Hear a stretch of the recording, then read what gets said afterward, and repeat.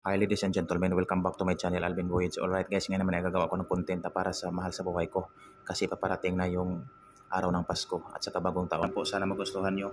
If you have any suggestion and recommendation, please feel free to comment down para sa ikakabuti ng ating mamayang Pilipino. Charot, nabasa ko lang po ito sa Nabil. Hindi totoo yan.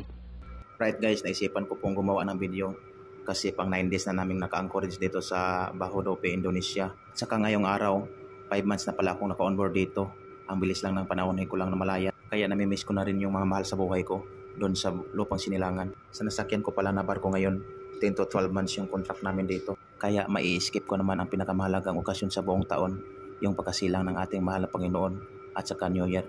Kaya isang mainito na pagbabati ko sa inyo.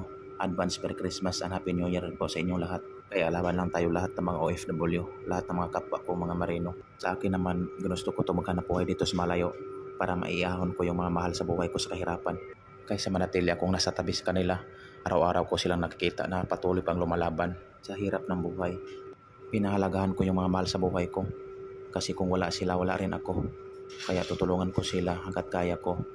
Pag sapat na yung pamumuhay nila, saka na ako magsisimura sa sarili ko. Kaya inuulit ko, isang mainit na pagbabati sa inyo. Advance Merry Christmas and Happy New Year. Ang inyong lingkod, Alvin Voyage.